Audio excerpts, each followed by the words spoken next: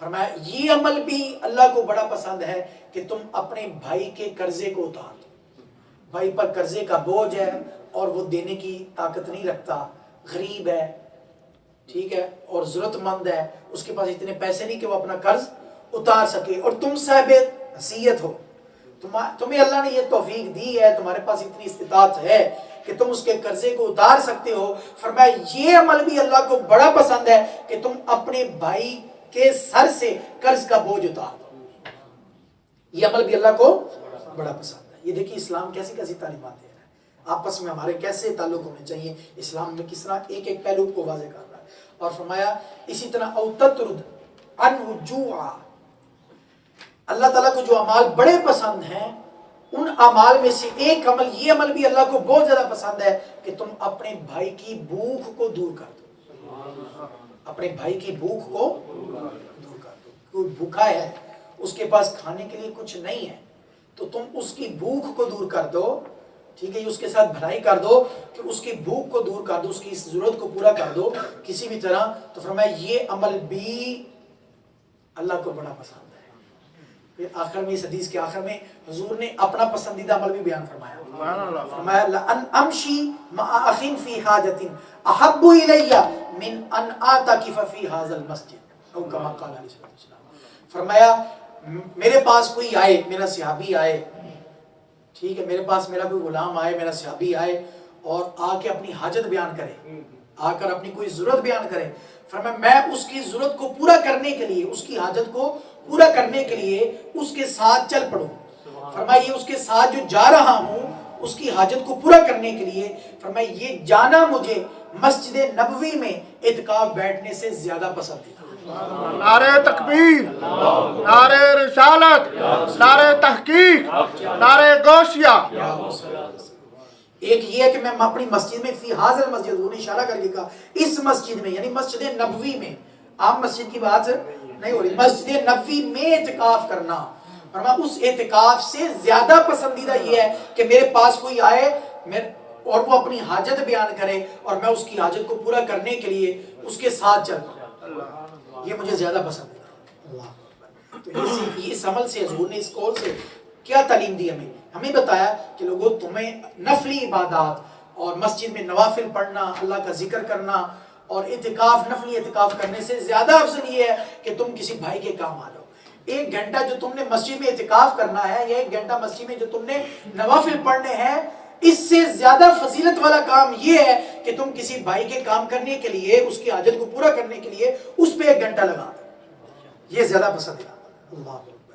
اور پھر اللہ اکبر، آقا علیہ السلام نے فرمایا، صحیح مسلم شریف کے حدیث پاک ہے، فرمایا من نفس عن مؤمن کربۃ من کرب الدنیا نفس اللہ عنہ کربۃ من کرب یوم القیامہ او کما قال علیہ السلام.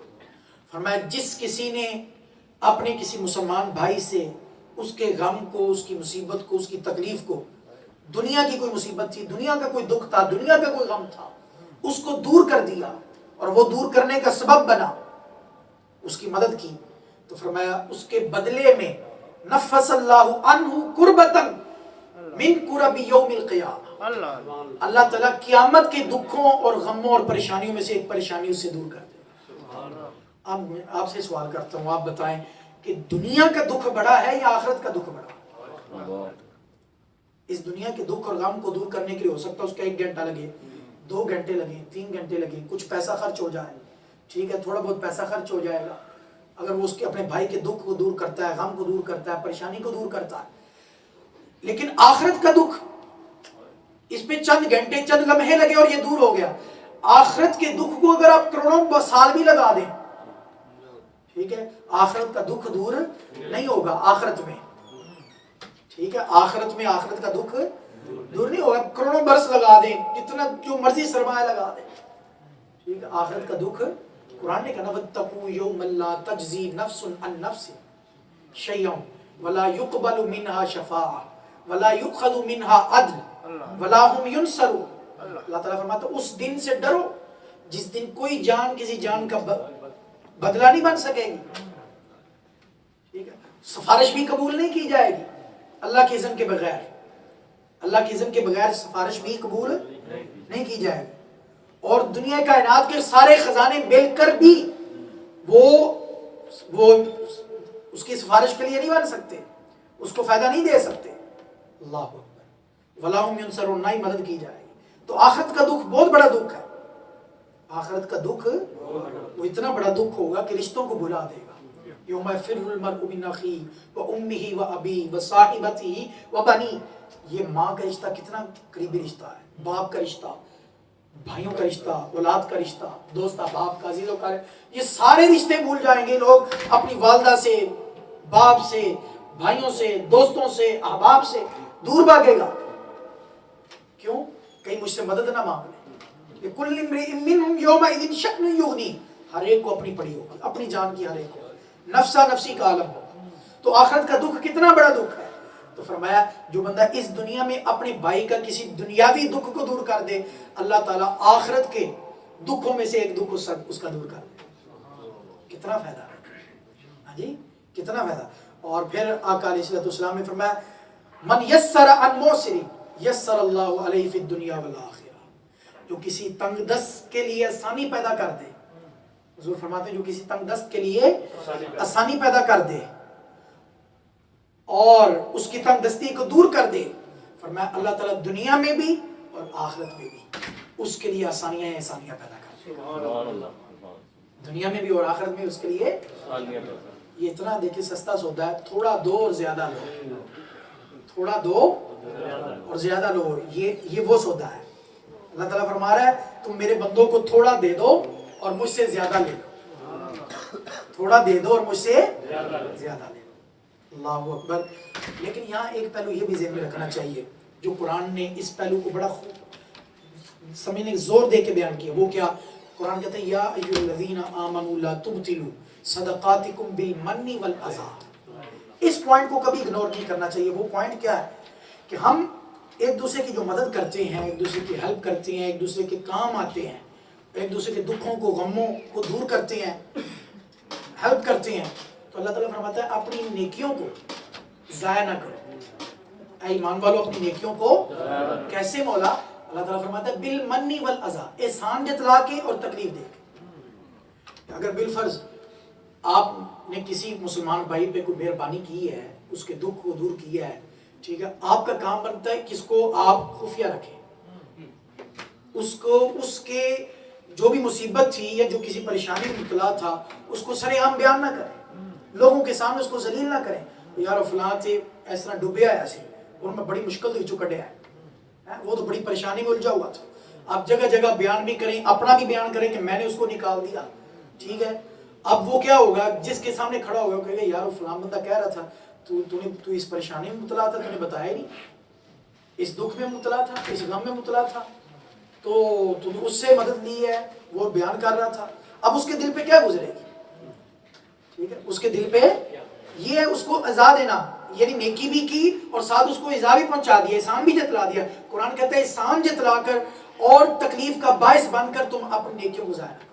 تو اس پہلو کو، یعنی دونوں پہلوؤں کو ذہن میں رکھنا چاہیے. جہاں شریعت دین اسلام ہمیں خیر خائی کے کام کرنے کا حکم دے رہا کہ تم ایک دوسرے کے ساتھ بھلائی کرو، وہاں یہ بھی کہہ رہا ہے کہ اس بھلائی کی، اس نیکی کی حفاظت بھی کرنی ہے، کہ احسان نہیں جتلانا، اسے سر عام گندا نہیں کرنا، لوگوں کے سامنے اس کو ذلیل نہیں کرنا، لوگوں کے سامنے اس کو ذلیل بھی نہیں کرنا. ٹھیک ہے، اگر کوئی ایسا معاملہ ہے کہ جس کے ظاہر کرنے سے وہ اس کی ذلت ہوتی ہے، اس کی رسوائی ہوتی ہے، تو تمہارا یہ بھی حق ہے کہ تم پردہ ڈالو. کیونکہ حدیث پاک کے آقا علیہ السلام نے فرمایا من ستر مسلما سترہ اللہ یوم القیامہ. فرمایا جو کسی اپنے مسلمان بھائی کے عیبوں پر، اس کی غلطیوں پر، اس کی خطاؤں پر پردہ ڈالے گا، اللہ تعالیٰ قیامت کے دن اس کے عیبوں پر پردہ ڈالے گا. لہذا انہیں ان تمام پہلوؤں کو سامنے رکھنا چاہیے. آخری حدیث پاک بیان کر کے یہ موضوع ہمارا جاری ہے، انشاءاللہ العزیز اس پہ ہم تفصیل سے بات کریں گے. اندھا جمعۃ المبارک کے خطبہ میں بھی اسی موضوع پہ بات ہوگی کہ یہ ہمیں دین کے اس حصے کو بھی سمجھنا ضروری ہے. ہم صرف زیادہ تر نماز، روزہ، زکوٰۃ یا دیگر فضائل کی باتیں ہوتی رہتی ہیں. ہمیں خدمت خلق اور معاشرے میں آپس میں لوگوں کے میل جول اور رہن سہن کے جو طریقہ کار ہیں، طرز زندگی، یہ بھی شریعت نے بڑی تفصیل کے ساتھ ان پہلوؤں پہ روشنی ڈالی ہے. ان کو بھی سمجھنا چاہیے. اس لیے اس موضوع کو شروع کیا. آقا علیہ السلام نے فرمایا مثل المؤمنین فی توادہم، مسلمانوں کی مثال آپس میں ایک دوسرے کے ساتھ محبت کرنے میں، وتراحمہم ایک دوسرے پر شفقت کرنے میں، مہربانی کرنے میں، وتعاطفہم تو فرمایا کیسے ہیں؟ مثل الجسد فرمایا جسم کی مثال کی طرح ہے۔ سارے مسلمان آپس میں ایک دوسرے کے ساتھ تعلق میں، ریلیشن میں کیسے ہیں؟ جیسے جسم کے اعضاء ایک دوسرے کے ساتھ، یہ ہاتھ، پاؤں، کان، آنکھ، ناک، ٹھیک ہے، یہ جسم کے سارے اعضاء مل کے ہم پورے تمام اعضاء کا جو ایک مجموعہ ہے اس کو ہم جسم کہتے ہیں، ٹھیک ہے۔ آنکھ میں درد ہو، آنکھ میں تکلیف ہو تو بتائیں پورا جسم بے چین ہو جاتا ہے یا نہیں ہوتا؟ ہاں جی، کان میں پین ہو، کان میں درد ہو، ٹھیک ہے، تو پورا جسم بے چین ہو جاتا ہے، ٹھیک ہے۔ آپ کے کمر میں پین ہے تو پورا جسم بے چین ہو جاتا ہے۔ آپ کے پاؤں میں تکلیف ہے، یہ نہیں کہ صرف پاؤں تک اس کا احساس ہے، نہیں، پورا جسم بے چین ہے۔ آپ پورے جسم میں بے چینی فیل کرتے ہیں، بے قراری فیل کرتے ہیں اور تکلیف محسوس کرتے ہیں، سونا مشکل ہو جاتا ہے، آرام کرنا دشوار ہو جاتا ہے۔ فرمایا تمام مسلمانوں کی مثال جسم کی طرح ہے، ایک مسلمان کو تکلیف پہنچے تو پھر سارے مسلمان بے چین اور بے قرار ہو جاتے ہیں، خواہ وہ مسلمان کسی بھی ملک کا ہو، افغانستان کا ہے، ٹھیک ہے، لبنان کا ہے، مصر کا ہے، ٹھیک ہے، غزوہ کا ہے، کسی بھی جگہ کا ہے، مسلمان ہے، نبی کا کلمہ گو ہے، تو وہ ہندوستان کا کیوں نہ ہو، پاکستان کا ہی کیوں نہ ہو، سعودی عرب کا ہی کیوں نہ ہو، جب اس کو تکلیف پہنچے تو دوسرے مسلمان بھی اس کی تکلیف کو اپنی تکلیف سمجھیں۔ حضور نے جس طرح آنکھ کی تکلیف کو پورا جسم محسوس کرتا ہے، اسی طرح ایک مسلمان کی تکلیف کو پورا معاشرہ، مسلم معاشرہ محسوس کرے، پوری مسلم امہ محسوس کرے۔ یہ آقا علیہ السلام نے ہمارے سامنے اس حقیقت کو کھول کے بیان کیا۔ انشاءاللہ اس پہ تفصیلی بات آئندہ جمعہ مبارک کے خطبہ میں مزید کریں گے۔ اللہ تعالیٰ ہم سب کو آپس میں پیار، محبت اور حسن اخلاق کے ساتھ اور اسلام کے بتائے ہوئے طریقے کے مطابق آپس میں زندگی گزارنے کی توفیق